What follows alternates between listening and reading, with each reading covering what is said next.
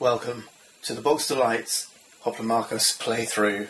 This is the Rise of Rome expansion. It's a standalone, and in episode 1 I introduced you to all the different components and some of the expansion components as well. In this episode I want to give you some gameplay. The arena here is the Colosseum. In the centre is the Titan Hex. We're playing solitaire and I've chosen one of the most difficult Titans, Oceanus. He starts with 12 hit points, and you can see he's difficult because it has a 3-star difficulty. You're going to start with Menœtius, and then you've got Taea and Cronus and Oceanus.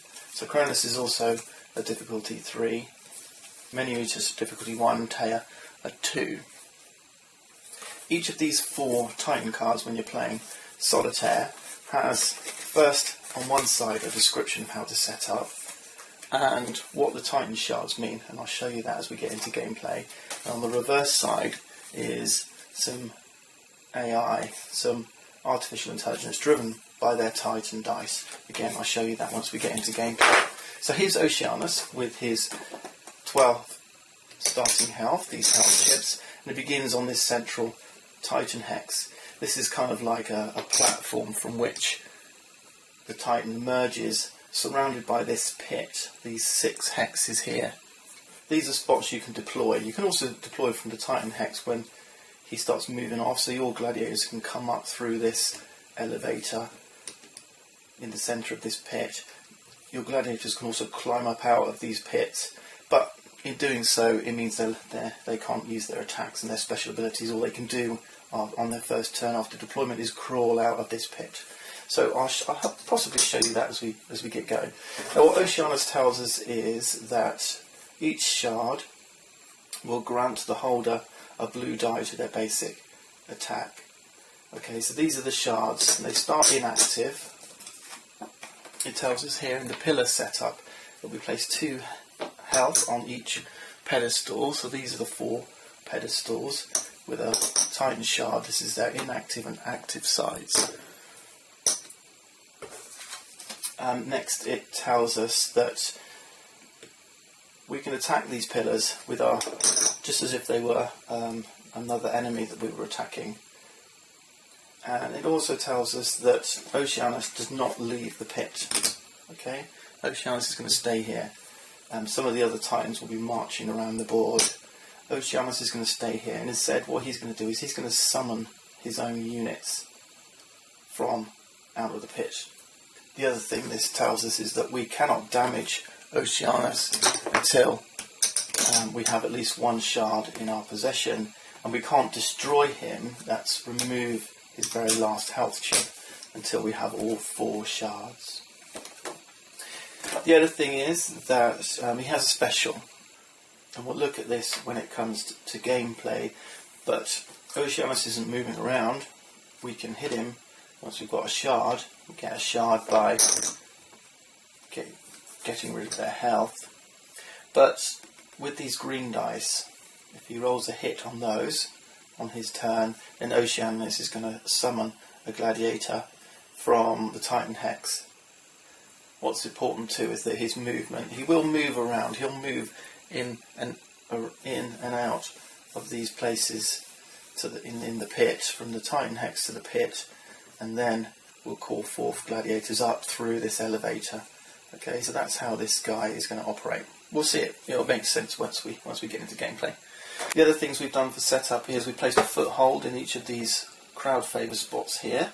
If we earn 5 crowd favour, we can unlock one of these footholds. Once we've unlocked all 4, we can also unlock one of these random crowd favour gladiators. So I'll take one of these at random, place it here, face down. We'll see what it is if we get there and unlock the crowd favour gladiator.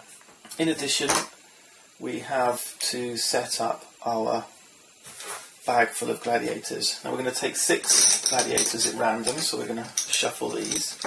We also get to choose one tactic. I've chosen the bolster health. This gives 2 health to a friendly non-champion unit. So we'll place that in the bag along with 6 random gladiators. I'm going to play Pompeii. We're going to use Rome as the gladiators for Oceanus. So let's take 6. 1, 2, 3, 4, 5, 6. They're in the bag. These are out of the game. Also, to make things a little easier for us, I've included, or I'm going to include, 2 extra gladiators. Things are hard enough without adding these in, so hopefully they'll just give us a slight, a little bit of help. You're not really supposed to use these. This is the Beastmaster and the Beast from the Beast and Beastmaster expansion. They're normally for PvP, player versus player play, and because obviously you're giving yourself an extra advantage playing solitaire with these. But hey, it's my game. I'm going to add what you like. So we're going to play with these as well. The extra additional is a piece of equipment. I've chosen the Pompeii equipment because I know that it's applicable to my gladiators.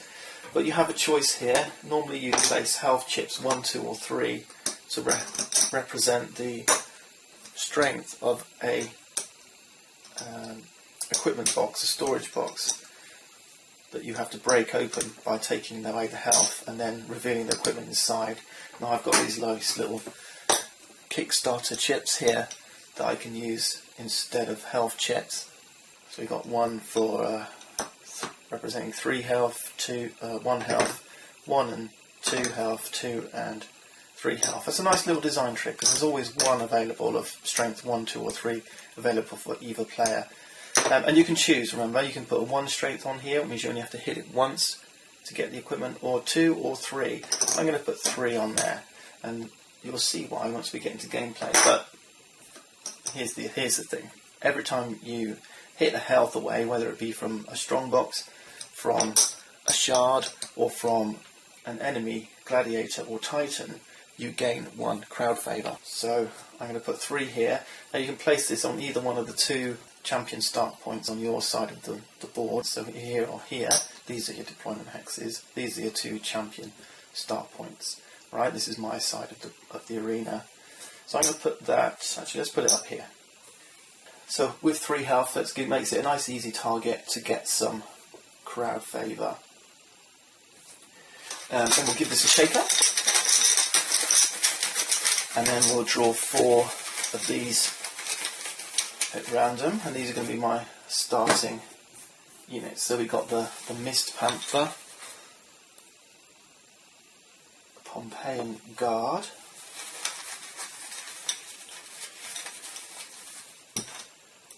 a Pompeian Attacker, and finally we have another Attacker. Okay, that's my draw bag ready for the start of the game. Let's get Oceanus's Roman gladiators ready. So we need a stack of 10. Actually, these 2 are Legends of the Sand. We'll take those out. So this should be our 10, 3, 6, 9, 10. Yeah. All the extras. We mix them in if you want to, but these are the expansion ones and tactics. We'll place those aside. We'll just give these a shuffle, and that will be Oceanus's army.